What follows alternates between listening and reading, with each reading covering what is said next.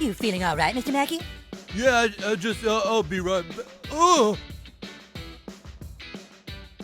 Number 10. Taking out the World of Warcraft griefer. When Cartman rallies his friends together to defeat a high-level player who keeps killing their characters, they're all easily taken out. All right.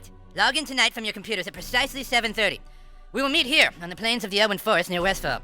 My friends, to victory! Everyone is ready to call it quits. Everyone except Cartman. He comes up with a well-thought-out plan to hold their own against their attacker. You can just hang outside in the sun all day tossing a ball around. Or you can sit at your computer and do something that matters. His plan even gets noticed by the game's creators, and the boys are given a special weapon in the final battle. Their success is only half the story.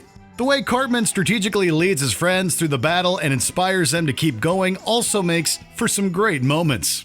Everyone equip healing potions to the hotbar if you haven't already. Kyle, go ahead and cast Arcane Brilliance to raise our intelligence. If only he used more of his plans for good. But then he wouldn't be the same menace viewers know and love. Number 9. Stealing the list. After discovering the girls in their class have made a list ranking the boys' looks, the boys began arguing over their hypothetical placements. Yeah, you think they rate us just for looks or they take personality into account? If it's just looks, then I think I'm safe. In order to know for sure, Cartman develops Operation Cannot Possibly Fail, a plot he's mapped out for the boys to steal it from list keeper Nellie. This plan ultimately fails, but Cartman learns from his mistakes and creates a second one. Never mind, because we're going to plan B, one that I call Operation Cannot Possibly Fail a second time. Second time's the charm, we guess, because this one works. Of course, the results only create tension between everyone, but Cartman's no longer the only one being picked on for his looks. You're last, dude! No way. Yes, Wade, check it out! Do we smell a conspiracy brewing here? Number 8. Saving the cats. When cats are declared illegal in South Park, Cartman begins hiding Mr. Kitty in his attic. Shh. Mr. Kitty, you have to live in the attic for now. Here, write a diary. Soon he's running his own safe house, hiding Mr. Kitty's friends and other people's cats. This is one scheme where Cartman actually helps others without receiving any personal benefits. Then again, perhaps I could find space for just this one more. Oh, you show such kindness in such darkest of times. It's one of the rare moments the audience gets to see his softer side, and it's really endearing. Although he claims to learn a valuable moral lesson at the end of the episode, he can't apply it to the world outside himself, which, yeah, is pretty typical Cartman behavior. But you know, we've all learned something, you guys. We can never persecute living beings and force them into hiding. It's wrong. And you don't see any parallel between that and anything else in history. Number 7. Forcing his mom to quit work.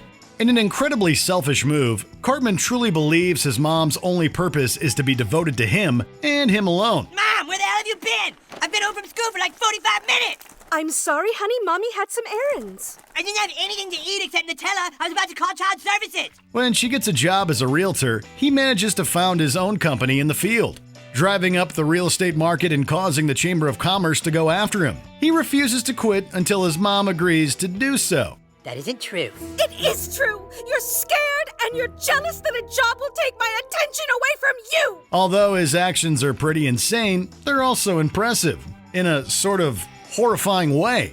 The way he treats his mom is abhorrent, but the fact that his plan actually worked is what earns it a spot on our list. And you won't get any other job? No! And your only job will be me?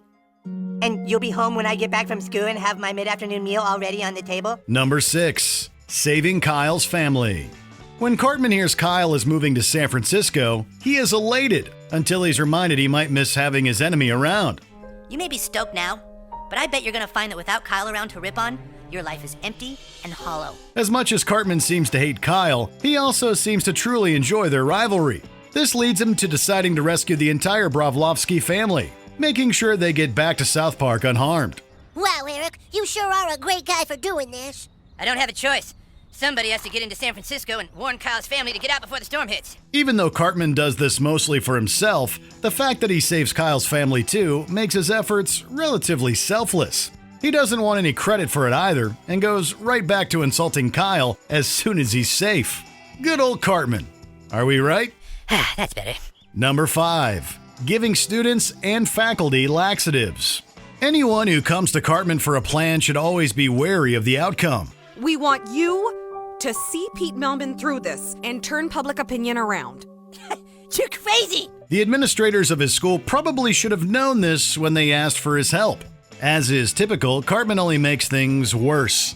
The faculty's response is less than productive, and Cartman, as Cartman does, seeks retaliation. His forgive and forget act is spot on, but of course, his complimentary cupcakes are laced with laxatives. The school administrators probably should have expected whatever he came up with would backfire, or at least come back to haunt them in the form of laced cupcakes. You feeling all right, Mr. Mackey? Yeah, I'll be right back. Number 4. Helping Shelly get revenge. Cartman can't win against Stan's older sister Shelly when she babysits him one night. All right, turd, listen up. Now that your mom is gone, I'm in charge. I don't know how you treat your other babysitters, but when I'm babysitting, you're nothing but a little turd. To get back at her, he successfully collects evidence of Shelly and her boyfriend Skylar in their very illegal relationship. He gloats about his victory for a little while until he realizes his babysitter is truly hurt. In a rare moment, we see Cartman sympathize and connect with another character. But, dude, he's 22. What were you doing with him anyways? Nobody my age will go out with me because I'm too ugly. You're not ugly. Hearing Shelly putting herself down, he brings her back up and makes it clear something's off with Skylar, not her. He then offers to use his evil for good and helps her get back at Skylar. Watching the two of them work together is a lot of fun, and once they team up, Skylar doesn't stand a chance. That was so cool. I wish we could have seen his face. Thanks for all your help, Eric. Number 3. Making Mysterion reveal his identity. Declaring himself a superhero, Cartman instead turns into South Park's version of the Joker in this episode, threatening violence against the town until a more appreciated superhero, Mysterion, reveals his face. If Mysterion does not unmask himself publicly by Wednesday night, I am going to blow up a hospital. Cartman's jealousy is on full display as he plots Mysterion's downfall. The city needs my help. It cries for protection, and I will answer the call to save her. That's what I'm supposed to say. I know it's you, Cal. Just stop. I don't have time for this. He clearly has no problem putting innocent people at risk, which is definitely the mark of a supervillain. Still, by the end of the episode, when Mysterion's identity is outed and Cartman has done more harm than good, he continues to see himself as the town's hero. My entire plan worked to perfection. My work here is done. Number 2. Stopping the hippies.